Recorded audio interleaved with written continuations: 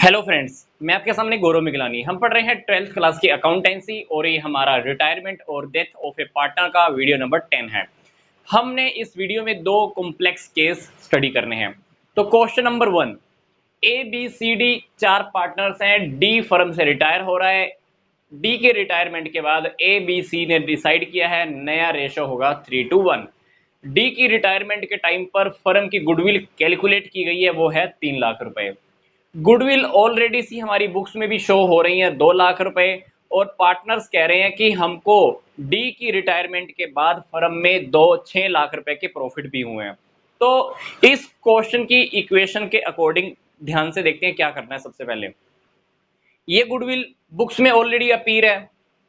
ये गुडविल क्या होगी, सारे पार्टनर्स में इसी रेशो में डिवाइड हो जाएगी। फिर दूसरा टॉपिक, गुडविल की वैल्यूएशन इन्होंने 3 लाख की है। किस लिए की है, क्योंकि इसकी रिटायरमेंट हो रही है। तो इस 3 लाख के बेस पर पार्टनर्स को गुडविल का अमाउंट पे करना पड़ेगा। किसको, जो पार्टनर फर्म से रिटायर होकर जा रहा है। फिर तीसरी बात, क्वेश्चन के अंदर कह रहा है कि डी की रिटायरमेंट के बाद फर्म में प्रॉफिट हुए हैं 6 लाख रुपए।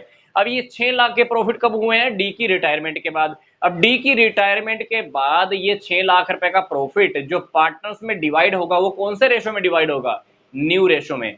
क्योंकि पुराने रेशो का तब कोई मतलब रह ही नहीं जाएगा। तो अपने को क्या करना है, ये वाली दो एडजस्टमेंट अगर आप पहले करके देख लेते हैं एक बारी। सिंपल सी बात, 2 लाख रुपए गुडविल के पहले से बुक्स में शो हो रहे हैं, हम इन पार्टनर्स में इस रेशो में डिवाइड कर देते हैं। तो तीनों पार्टनर्स की कैपिटल अकाउंट क्या हो जाएगी, डेबिट हो जाएगी। चारों की, सॉरी, बी की कैपिटल अकाउंट डेबिट, सी की डेबिट, डी की कैपिटल अकाउंट डेबिट। कौन सा अकाउंट हमको राइट ऑफ करना है, गुडविल का अकाउंट। ठीक है। तो ए की कैपिटल कितने से डेबिट होगी, 2 लाख का 310 कर देना। 310 करोगे तो आपको पता चल जाएगा ये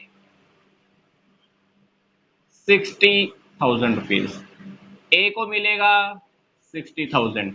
ठीक है। इसी तरह से बी को भी मिलेगा 60, सी को मिलेगा 40, डी को मिलेगा 40। गुडविल कितने का अकाउंट है हमारा, 2 लाख का। ये हमारा अकाउंट क्या हो गया, राइट ऑफ हो गया, और हमारी प्रॉब्लम सोल्व हुई। क्योंकि हमने पहले से जो गुडविल बुक्स में अपीयर हो रही थी, वो पहले वाले सारे पार्टनर्स में ओल्ड रेशो में डिवाइड करके हमने राइट ऑफ कर दी। अब मान लीजिए डी फर्म से जा चुका है। डी फर्म से जा चुका है तो सोचकर देखो कि ये 6 लाख वाला प्रॉफिट कौन से रेशो में बांटेंगे हम। ये प्रॉफिट बटेगा बाकी के बच गए पार्टनर्स में 3:1 में। ये वाला प्रॉफिट कैसे हम डिवाइड करेंगे, profit and loss appropriation account को डेबिट करके। कितना है ये, 6 लाख का। किस किस में डिवाइड होएगा, A capital account, B capital account, C capital account. कौन से रेशो में, 3:1 में। तो 6 लाख का ए को क्या मिलेगा, ये मतलब ए के पास 3 लाख, बी के पास 2 लाख और सी के पास 1 लाख। मैं आपको एक बात अच्छे से बता देता हूं, ये एंट्री हमको वैसे थर्ड नंबर पे करनी है। पहले नंबर पे एंट्री गुडविल राइट ऑफ करने की, जो मैंने अभी रफ की। दूसरी एंट्री गुडविल डी को पे करने की। फिर तीसरी एंट्री हमको ये करनी है, कौन सी है ये entry, profit and loss appropriation account में से प्रॉफिट को डिवाइड कर दो तीनों पार्टनर्स में 3:1 में।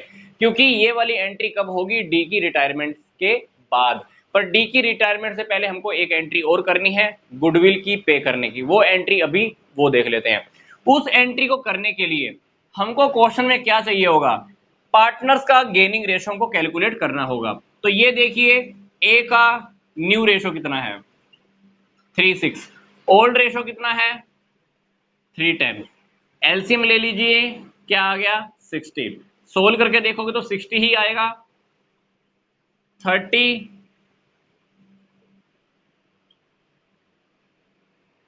बी का नया 26, बी का पुराना 3:10, 60 एलसीएम।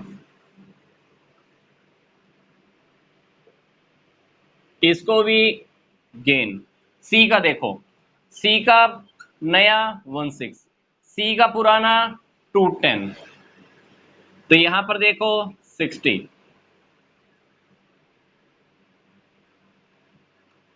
यहां पर आंसर माइनस में आया है, मतलब इस पार्टनर को सेक्रीफाइस करना पड़ रहा है। इसने गेन किया, इसने भी गेन किया, इसने क्या किया, सेक्रीफाइस किया। क्योंकि गेनिंग रेशो निकालते हुए मैंने आपको पहले भी बोला था, अगर आंसर हमारा माइनस में आता है तो पार्टनर ने मतलब क्या किया है, सेक्रीफाइस किया है। डी तो ऑलरेडी वैसे भी फर्म से जा ही रहा है, तो डी को तो वैसे भी सेक्रीफाइस करना ही पड़ रहा है। तो अब हम क्या करेंगे, गुडविल की वैल्यू को काउंट कर लेते हैं।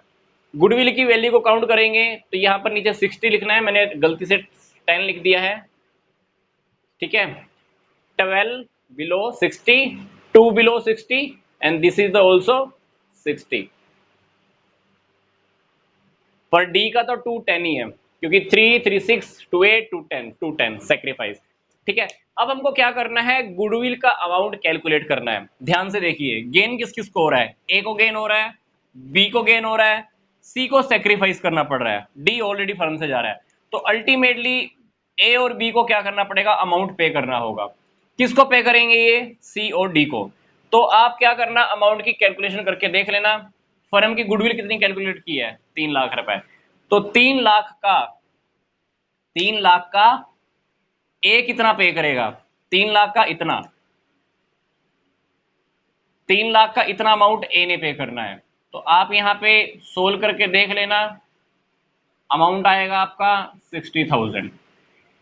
बी कितना पे करेगा, 3 लाख का, जितना इसने गेन किया, रेशो के अकॉर्डिंग काट के देख लेना, 10,000 रुपीज।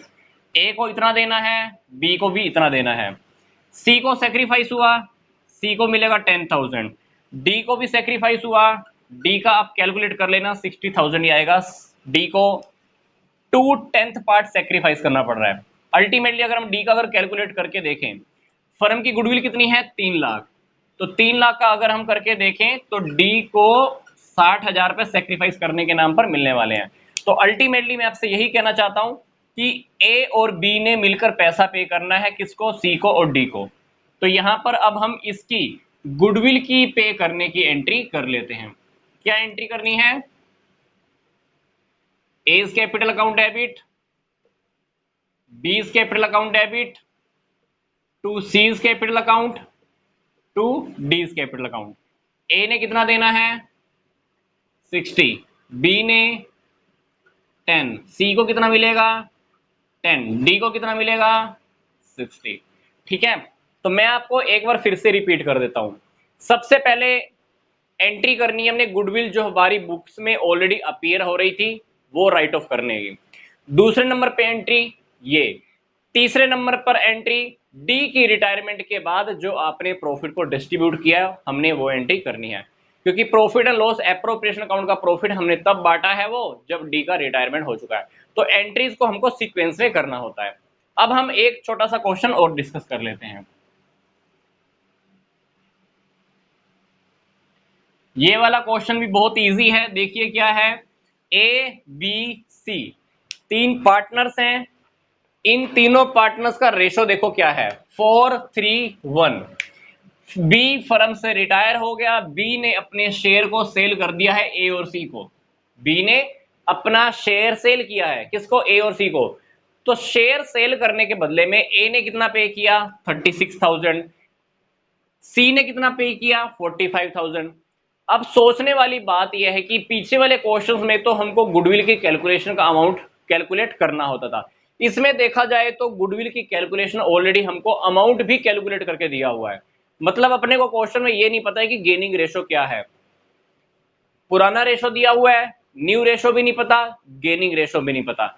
हम क्या कर सकते हैं, गेनिंग रेशो इस अमाउंट की हेल्प से कैलकुलेट कर सकते हैं, क्योंकि बाकी के जो बच गए पार्टनर्स ए और सी ने बी को जो अमाउंट पे किया है 36,000 और 45,000, किसके अकॉर्डिंग पे किया होगा, गेनिंग रेशो के अकॉर्डिंग। तो अगर आप 36,000 और 45,000 का अगर आप रेशो निकालना चाहते हो तो दोनों अमाउंट का आप कटिंग फटिंग करके देखना, तो आपको दोनों पार्टनर्स का सेक्रीफाइस रेशो पता चल जाएगा, सॉरी गेनिंग रेशो पता चल जाएगा, ठीक है। तो ये दोनों का गेनिंग रेशो आया 4:5, क्योंकि ए और सी ने बी को जो पेमेंट की थी वो गेनिंग रेशो के अकॉर्डिंग की होगी।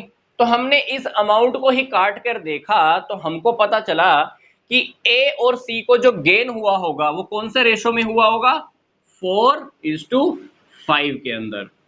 ठीक है, अब हम क्वेश्चन के अंदर क्या करते हैं ध्यान से देखिए।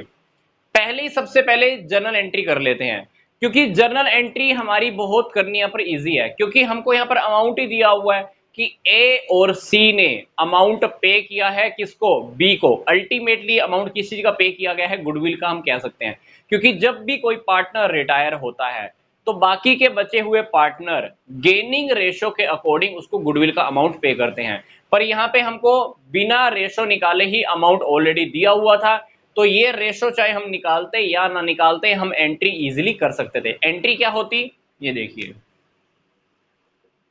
A is capital account debit, C is capital account debit to B. B को क्रेडिट क्यों किया, क्योंकि बी फर्म से रिटायर हो रहा है। ए ने कितना पे किया, 36, सी ने कितना पे किया, 45। अल्टीमेटली ए बी कितने में अपना शेयर सेल करके गया है, 81,000 के अंदर।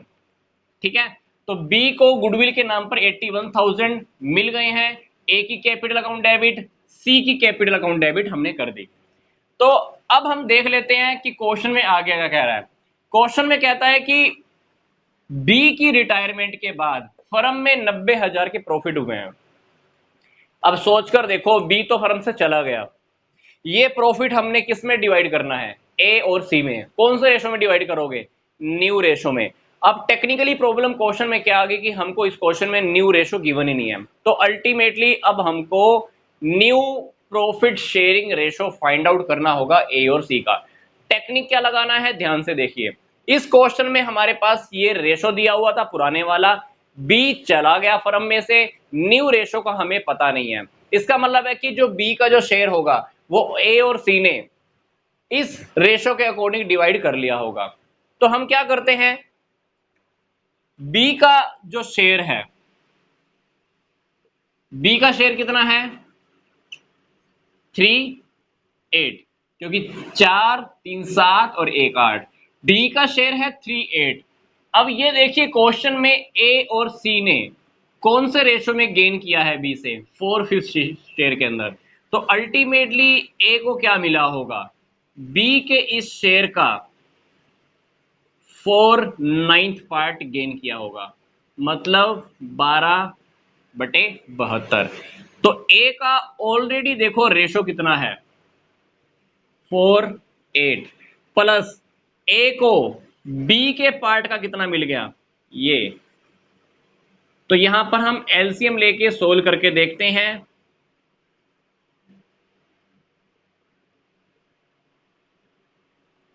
इसको थोड़ा सा और सोल्व कर देते हैं। तो ये आ गया ए का नया रेशो। यहां पर क्वेश्चन को थोड़ा ध्यान से समझना, क्या किया मैंने, बी फर्म से चला गया, क्वेश्चन के अकॉर्डिंग हम गेनिंग रेशो कैलकुलेट इजीली कर पाए। बी अगर फर्म को छोड़ गया तो बी का हिस्सा ए और सी ने अल्टीमेटली कौन से रेशो में गेन किया होगा, 4:5 में। तो बी का हिस्सा था 3/8, तो 3/8 का ए को कितना मिला होगा, 4/9 पार्ट, मतलब ए को गेन हुआ 12/72। ए का ऑलरेडी रखा हुआ था 4/8 प्लस ए ने बी से गेन किया 12/72, तो ए का टोटल नया रेशो आ गया। इसी तरह से अब हमको सी का कैलकुलेट करना है। सी कहता है कि मुझे बी के इस रेशियो का कितना गेन हुआ, 4/9। तो आप बी का सी का भी निकाल दो नए रेशियो। तो सी का बी से इतना गेन हुआ। अब सी का नया रेशियो देखो, सी कहता है कि मेरे पास तो ऑलरेडी भी रखा हुआ था, कितना, 1/8। सी ने ए से कितना गेन किया, सॉरी बी से कितना गेन किया, 1572। एलसीएम लेके आप सोल्व करना, क्या हो गया ये, 24/72। ठीक है, इसको आप काटोगे तो क्या आएगा, 1/3। ध्यान से देखो, मैंने सी की कैलकुलेशन भी कैसे की है। सी को बी के रेशो का कितना गेन हुआ 59, क्योंकि ये 5 था ना, ये 59 अल्टीमेटली इतना गेन हुआ। सी का ऑलरेडी रखा हुआ था 18, देखो 18, ठीक है। सी को बी से गेन हुआ, ये भी रख दिया, तो सी का आ गया नया वाला रेशो। तो ए और सी का नया रेशो कितना आ गया 2:1। क्वेश्चन में हमको यही नया रेशो कैलकुलेट करना था। किस लिए करना था? क्योंकि बी की रिटायरमेंट के बाद फर्म में 90,000 के प्रॉफिट हुए हैं, जो ए और सी डिवाइड करने वाले हैं 2:1 में। सिंपल सी एंट्री रह गई अब हमारी। Profit and loss appropriation account debit, कितना प्रॉफिट डिवाइड करना है 90,000 to A's capital account to C's capital account. तो 90,000 का ए को कितना मिलेगा 2/3 60,000, सी को 30,000। 90,000 का 1/3 मतलब 30,000। तो इस क्वेश्चन के अंदर हमारे पास ये इतना सारा कॉम्प्लेक्स क्यों बन गया? पहली बात, क्वेश्चन के अंदर हमको ये दिया हुआ था कि बी ने अपना शेयर ए और सी को इतने इतने अमाउंट में सेल किया। हमने क्या किया, उस अकॉर्डिंग ये पता कर लिया कि ए और सी को किस अकॉर्डिंग गेन हुआ होगा। गेनिंग रेशो हमको पता चल गया। पर क्वेश्चन में हमको गुडविल का अमाउंट पे करने में कोई प्रॉब्लम नहीं थी, क्योंकि गुडविल का अमाउंट हमको ऑलरेडी दिया हुआ है कि ए और सी ने गुडविल का अमाउंट कितना कितना पे किया। ए ने इतना पे किया, सी ने इतना पे किया, बी ने इतना रिसीव किया। गेनिंग रेशो हमने इसलिए निकाला ताकि हम न्यू रेशो को फाइंड आउट कर सके। न्यू रेशो किस लिए फाइंड आउट करना था? क्योंकि बी की रिटायरमेंट के बाद हमको ये 90,000 का प्रॉफिट ए और सी में न्यू रेशो में डिवाइड करना था। इसलिए हमने इस क्वेश्चन में पूरा का पूरा ये प्रोसीजर फॉलो किया है। तो आई थिंक आपको ये क्वेश्चन बहुत अच्छे से समझ में आ गया होगा। नहीं तो इस वीडियो को आप एक बार दो बार अच्छे से रिपीट कीजिएगा, क्योंकि इस टाइप के कॉम्प्लेक्स क्वेश्चंस एग्जाम में कभी भी आ सकते हैं और हमको मैथमेटिकल वे में इसको सोल्व करना आना चाहिए, क्योंकि this is not a problem of accounts, it is a problem of mathematics. तो ये मैथमेटिक्स की वो छोटे छोटे इश्यूज हैं जो आई थिंक हम लोग 6th 7th 8th में भी अच्छे से स्टडी कर लेते हैं। तो वीडियोस को एक बार अच्छे से देखिएगा तो आपको और भी अच्छे से समझ में आ जाएगा। तो यहां तक का वीडियो देखने के लिए आपका धन्यवाद।